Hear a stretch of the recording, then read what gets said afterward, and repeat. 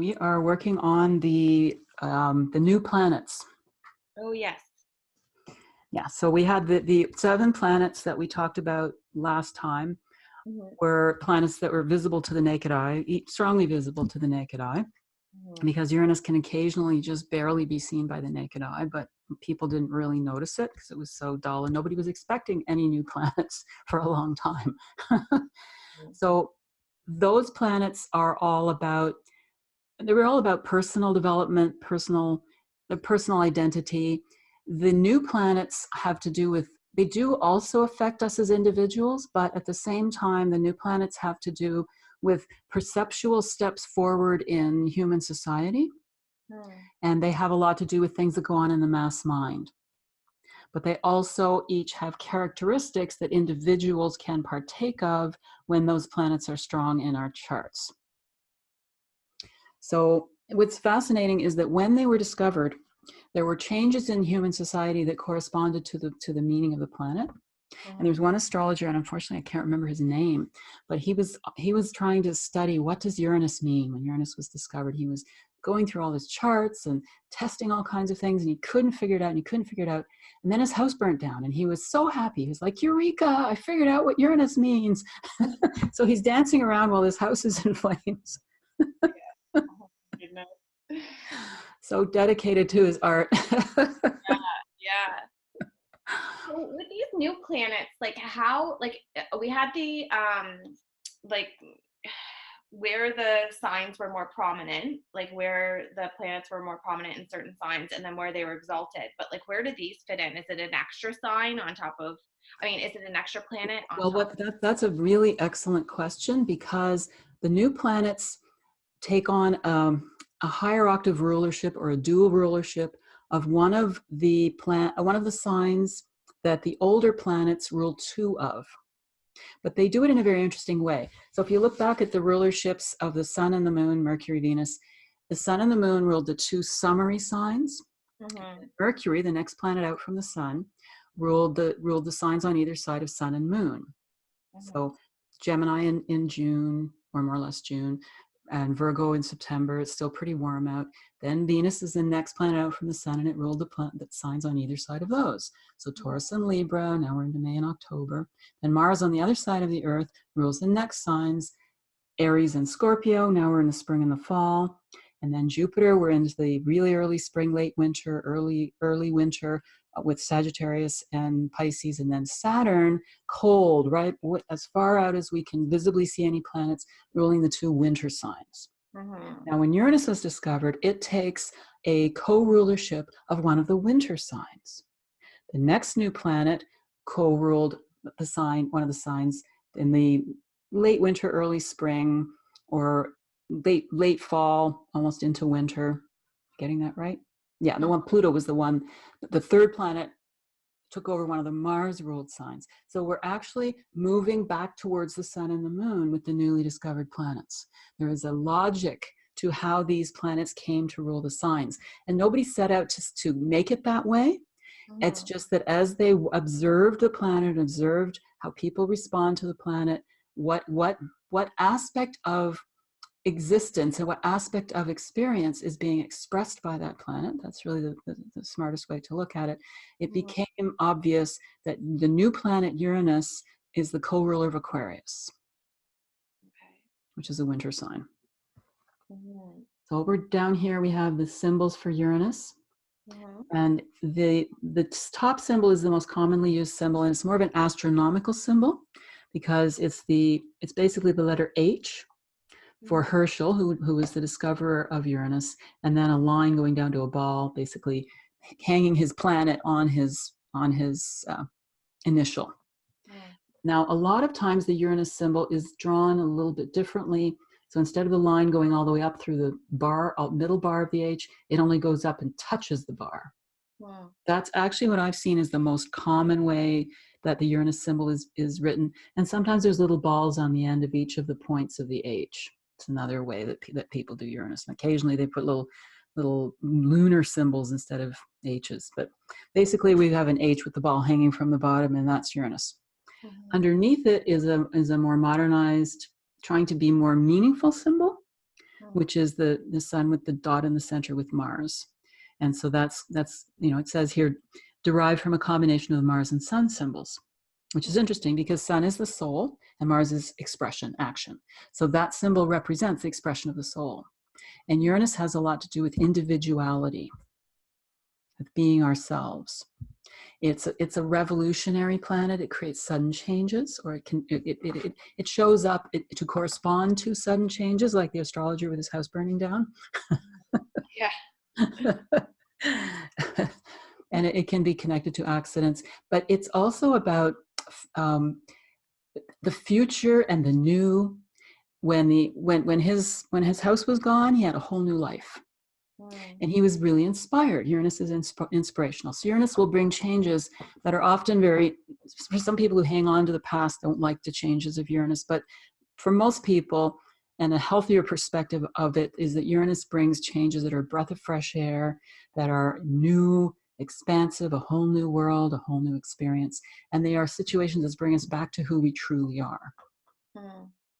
Uranus is also the lightning flash. When we have a Uranus transit, it's like we're wandering around going, I can't really see what's happening. I wish I knew what was going on. And Uranus is like lightning striking a tree beside you. And it's shocking, but you see everything all in a flash. So it's the flashes of inspiration. It's the revolutionary. It's the eccentric. And as I mentioned, Uranus rules Aquarius. And Uranus is an air planet. So Aquarius is an air sign. It's fixed air. And it's interesting that Aquarius should be a fixed air sign, and Uranus is ruling it, because if we try to hang on to ideas, eventually, if they're old and outmoded, they're going to have to go. And because there's such an intense habit of clinging to a specific structure, it's like the structure sort of has to blow apart so that we can go forward into the future. Because Aquarius is wants what's of lasting value for humanity. So Uranus says, well, what's of lasting value for humanity as we go into the future. And it is a very humanitarian planet, Uranus as well.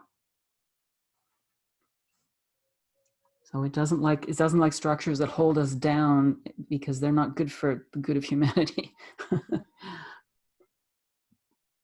So that was, Uranus was discovered in the 1700s.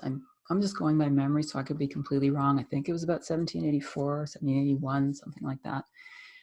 But it was at a time when science and enlightenment was becoming the reality. It was science itself that led to the discovery of Uranus. Without scientific instruments, without scientific measurement, we would never have been able to know that other planet existed. And it's a pretty big planet. It's not as big as Jupiter and Saturn, but it's a lot bigger than Mars, Earth, or Venus. It's another gas giant. It has a really wonky way of orbiting. Its axis tilts way over, so it's sitting on its side. It's rolling around like a big buffoon out there, just being itself. It's quite fascinating. Yeah. And it was discovered at the time of the French Revolution and the American Revolution. So people were throwing off Saturn, because Uranus is the next step after Saturn. They were throwing off the structured controls of monarchy. They're saying this is about people ruling ourselves. It's very, very Uranian. So Neptune in the 19th century, another big gas giant, almost about pretty much the same size as Uranus. And Neptune, another thing I want to mention is that the new planets, not only do they rule or co-rule, because Saturn still does rule Aquarius, but Uranus works with Saturn to rule Aquarius. Not only do the new rulerships move in a specific pattern, starting in the winter signs and moving steadily towards the summer, but they also are related to the old planets in the sense that Uranus is said to be the higher octave of Mercury. So if Mercury is thought, Uranus is higher thought. Uranus in people's birth charts has to do with the thoughts and ideas of a generation. As Uranus transits, it affects what people are interested in. What are the fads of the mass mind right now? What is society? What are the people interested in? You can tell by the sign that Saturn is in. Or not Saturn, sorry, that Uranus is in. So we have the mass mind's thoughts are ruled by Uranus. So of course, if Mercury is our personal mind, Uranus is the group and collective mind, the higher mind, new ideas that go beyond just the usual logical thoughts, inspirations that break up the old ideas that we've had. So that's where you can see there's a distinct connection between Mercury and Uranus that way. Mm-hmm. So Neptune was discovered at the same time as gas and oil were discovered. Mm-hmm. Neptune was discovered when in England, the Theosophical Society and the Golden Dawn and spiritualism in the UK and the United States were big. So all of these are spiritual and mystical organizations or practices. Spiritualism is obviously looking beyond the physical to make contact with people on the other side of the veil. So there's a lot of spiritual and mystical stuff going on. And Neptune also rules plastic, like the physical plastic. Because Neptune's fascinating, because traditional astrology says that Neptune is about things that are hazy and illusory and fluid. So oil is very fluid. But the Magi Society, whose work I like a lot of, that made a lot of amazing discoveries with their statistical work, they talk about Neptune as being things that last long. Now, obviously, plastic lasts a really long time. It's also fluid and flexible. Mm-hmm. Oil and gas have been there for millions of years. Now we've discovered these things and have started to use them. So to me, that backs up what they say about what, another meaning of Neptune that general astrology had not been focused on. But in general, Neptune is, if Uranus is the collective thoughts of a generation, Neptune is the collective dreams and feelings and longings of a generation. So whatever, and it's what's also interesting is that since we have these new planets, we actually have people being born in very specific generational packages. And people all talk about all the different names we have for generations, like the baby boom generation, or the millennials, or the Generation X, or there's all kinds of new. They give these names, but those don't apply as powerfully as the understanding of the generations based on where Uranus is, and that's every 7 years that Uranus changes signs, or where Neptune is, which is about every 10 years that it changes signs, or where Pluto is. And Pluto has a very elliptical orbit, so it can spend, I think it was it 10 years? I know that when it went through Scorpio, that's when it moves the fastest. And it was, and again, I'm just going by memory, I think it was about 10 years, maybe even 8 years in Scorpio. But when it's in Taurus, which is the opposite sign, it takes about 30 years to go through that sign. So there's the generations of where your Pluto is, where your Neptune is, and where your Uranus is. And those are, for Uranus, it's your collective thoughts and ideas. And for Neptune, it's the dreams of a generation. What does the generation long for? As well as where does the generation have delusions and illusions based on having a really high idealism of that area of life, which in some ways can be very positive, but in some ways it can give that generation a blind spot in terms of that area of life. And the generations also represent groups of people with a common karmic element all coming in around about the same time. And so you can see it with each sign that we put Neptune in or Uranus in, but Neptune is more powerful because it's our dreams and our illusions, and they're very lasting because of that Neptunian element. You'll see some people in a generation representing the idealistic side of Neptune in that sign, and you can see other people representing more the karmic side of Neptune in that sign. What do you mean by, I know what you mean by karmic, but what would be?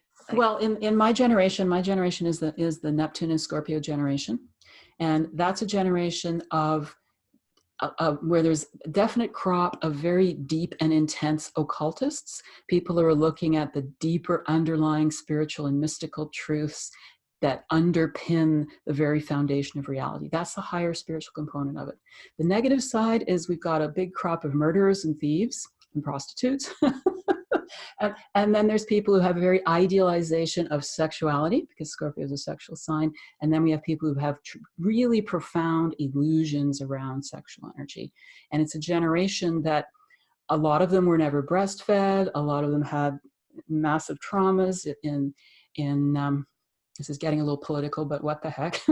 in North America, that's a generation where there were more men circumcised than any other generation, and that's very traumatizing to many people's sexual nature. There's just so many things that each generation has a kind of karmic element of something that's going on at the time that they were born. Okay. And then you can look at it with, look at that way through all the signs. And it's so fascinating when you start to study these things, because at one point in time, I was able to predict exactly what the fashion was going to look like next year because Uranus was changing signs, and where Neptune was going to be. I just could see exactly what this fashion trend was going to be. And it was only there for about a year, but it was precisely what I was seeing. And I could see musical trends coming in. And so this is where it's so fascinating to study these higher planets in that way. Now, obviously, where Neptune is in an individual's chart is where they're going to be very idealistic, where they can sometimes be very selfless, maybe too selfless, or certainly very idealistic and giving in that area, where they can have delusions. Neptune is a planet that loves peace. So it's also an area where a person is peaceful, wants peace, and then they can, again, bring that about through altruistic means, or they can bring it about through escapism. I'm feeling peace by ignoring what's really going on around me. Now, Neptune is the higher octave of Venus, and Venus is what we see, what a person individually sees as beauty, what we desire for ourselves. So Neptune is the generation's concept of beauty. And even the way people dress in their generations are expressed by the Neptune. So the Neptune and Libra generation were the hippies. That's my ideal. My ideals are about peace and love. The Neptune and Scorpio generation were the punkers. I'm edgy and dark and scary, and I could kill you. I'm a punk rocker.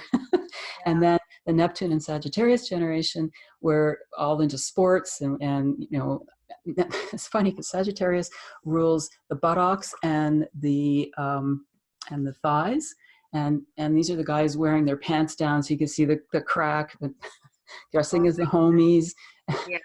And there's an attraction to other cultures when you have the sign Sagittarius, and we bring in one of the newer planets into that sign. So this was all these white boys being attracted to Black culture, it's kind of their neighboring culture, but it's a different culture. So it's so fascinating to watch these things and what goes on with the generations. Neptune and Capricorn generation, they like to dress conservative.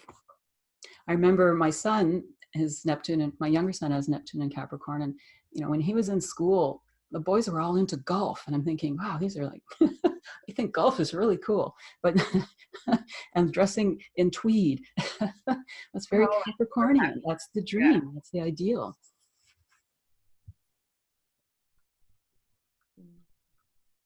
So at any rate, there's other interesting stuff about that when we get into what goes on in more detail with each of the generations. I think we'll go into that at some point. So what do you think might be the sign that Neptune would co-rule? Oh man. So it's the second.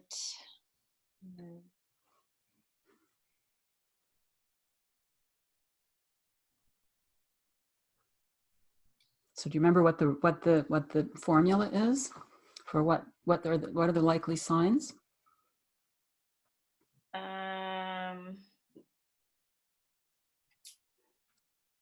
I forget.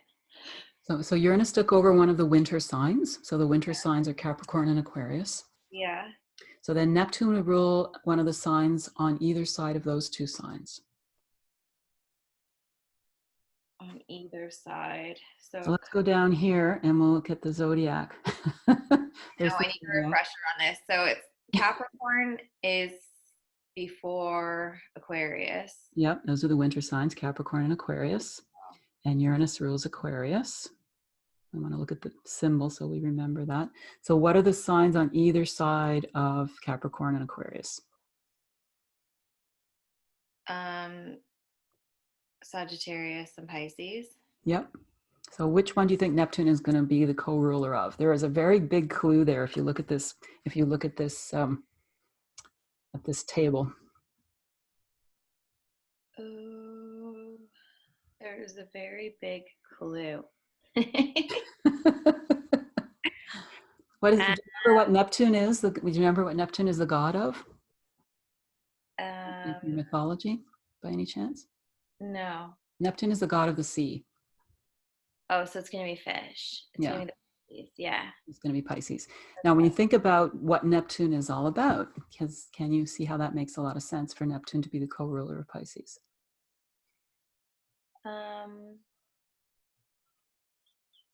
Because Neptune is fluid and adaptable and changing. It's dreamy and idealistic.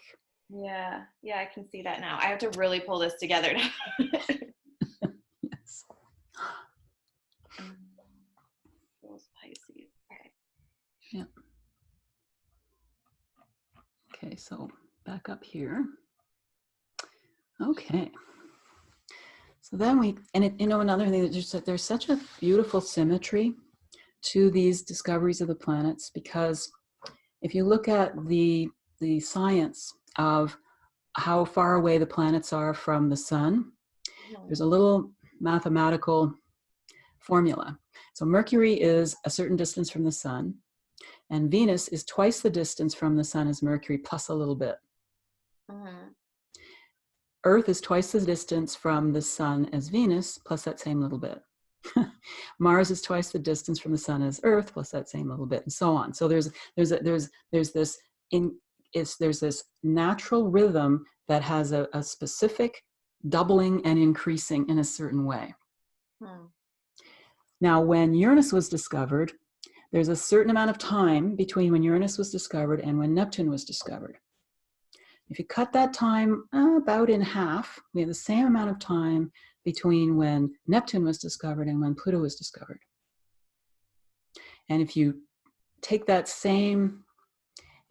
amount of time and cut it about in half again, you find that there's the same amount of time between when Pluto was discovered and when Chiron was discovered. Now, we're not going to really talk too much about Chiron right now because it's not really one of the 10 traditional planets, but it is really the next major planetary discovery in terms of astrology. Just to give you an idea how there's such a natural, intricate rhythm to all of these things. So here's Pluto, and I'm going to go down to the second symbol here first, because that's the most commonly used one, and again is the astronomical symbol, and PL, a monogram for Pluto, the first two letters of the word of the name Pluto, and for Percival Lowell, who discovered Pluto. So that's the most commonly used in the charts. This one is a more mystical symbol for Pluto, which is the next most commonly used symbol. And I like it. It's a pretty symbol, and it gives you the feeling of Pluto, I think. Yeah. So we've got the circle of what I understand, what I was taught to be the circle of personality, even though it says on this Wikipedia, it gives a different meaning for it. Circle of personality above the crescent of spirit, and it's also been almost separated from it and hovering over it. And then below that is the cross of matter. And Pluto, if you look at your mythology at all, do you remember who Pluto was? No. Okay. I need to really. That's okay. I need multiple study books here. Yeah.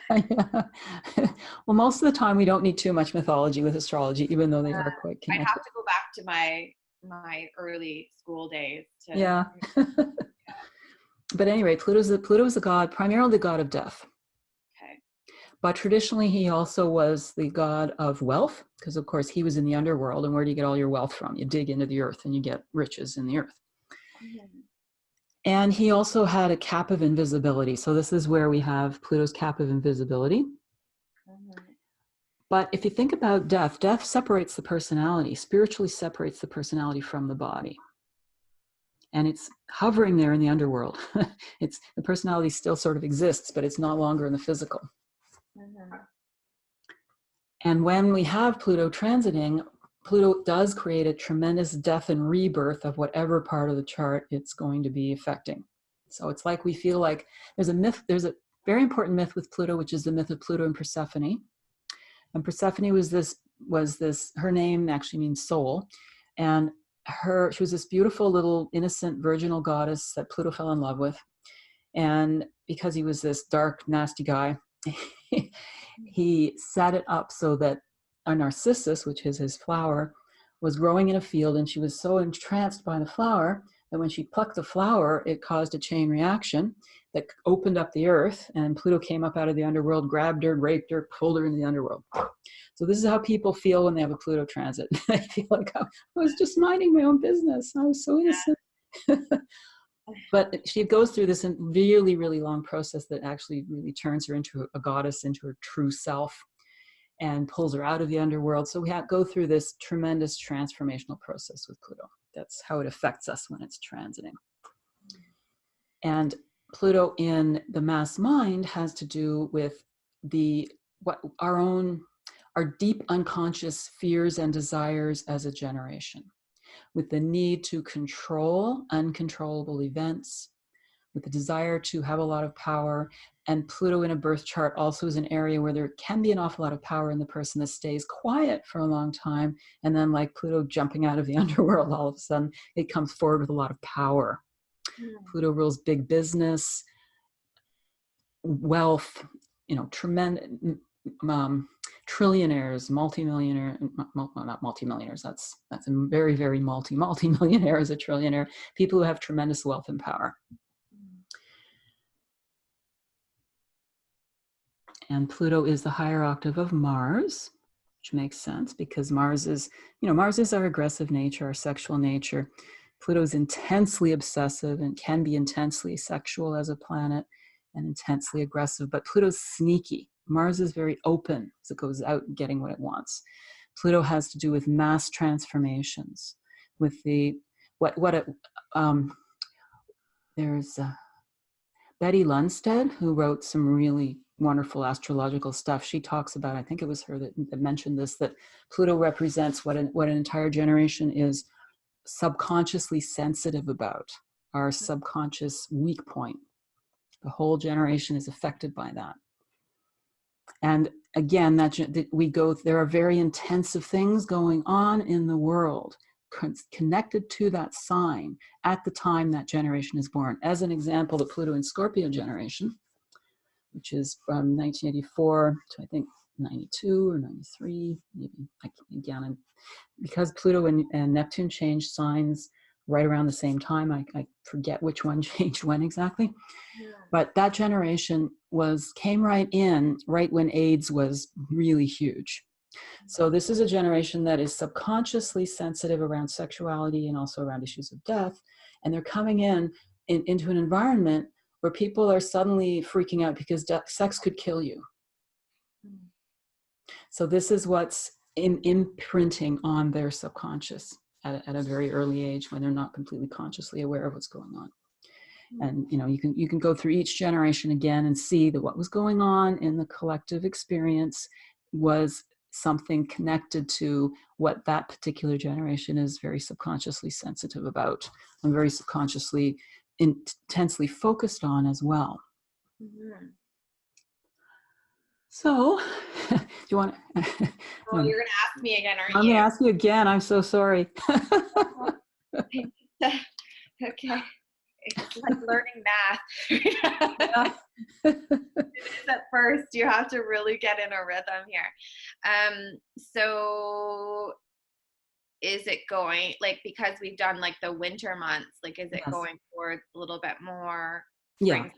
Is that yes. kind of yeah, that's right. We're going towards the late fall and the early spring. Okay. On either side, we've got the winter signs are the Capricorn and Aquarius. The signs on either side of them are Sagittarius and Pisces.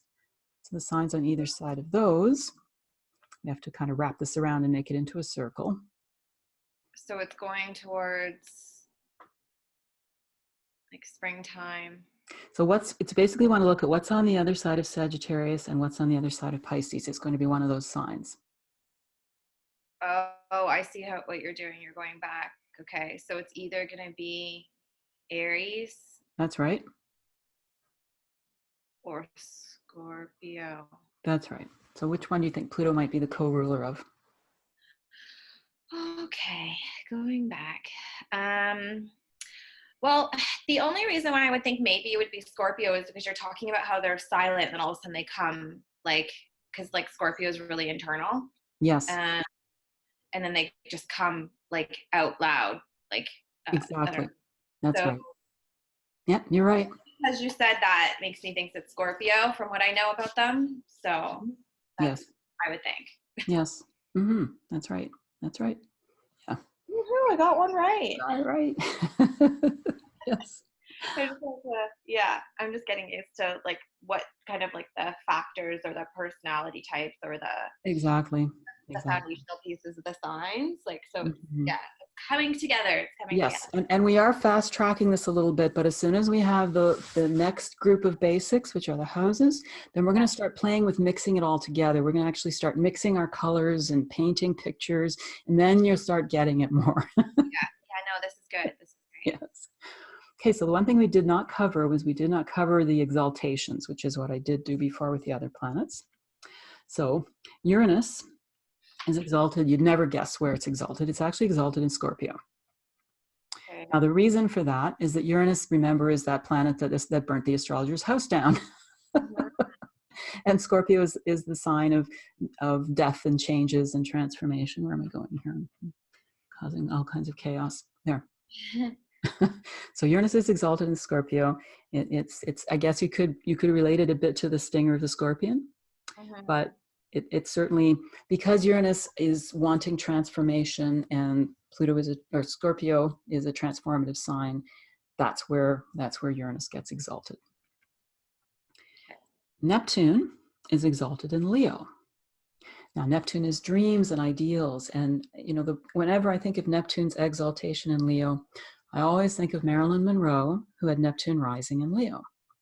And our rising sign is how we look and how people respond to us, our personality expression.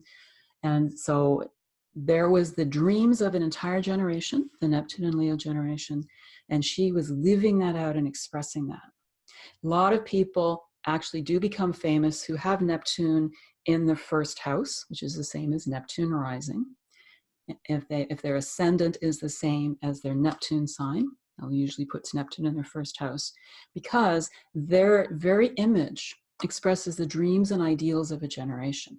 And the dreams and ideals of the Leo generation were so rich. So she had this, her image expressed this tremendous fragility of Neptune, but a beauty and a fullness and a radiance, because Leo, I call Leo rising divine radiance anyway. And Neptune added that extra beautiful, dreamy edge that creates an archetype. Her image is an archetypal image that just everybody recognizes. So, and Leo is the expression of the soul because it's ruled by the sun. So Neptune is dreaming about these high ideals. What higher ideal is there than the sun itself? So that's really why Neptune is exalted in Leo. Now, there's not yet a really strong agreement about where Pluto is exalted. I know the spiritual organization that I've been part of for a long time says that Pluto is exalted in Aquarius, which I could see because Pluto has a lot to do with mass mind transformations, and Aquarius is humanity. Pluto wants to transform humanity. I have my own reason to think it was exalted in a different sign. But anyway, I think we'll just leave it open-ended to a degree.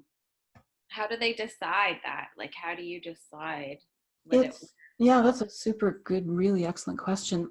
Really by recognizing where it's really expressing itself. There's ways of testing it.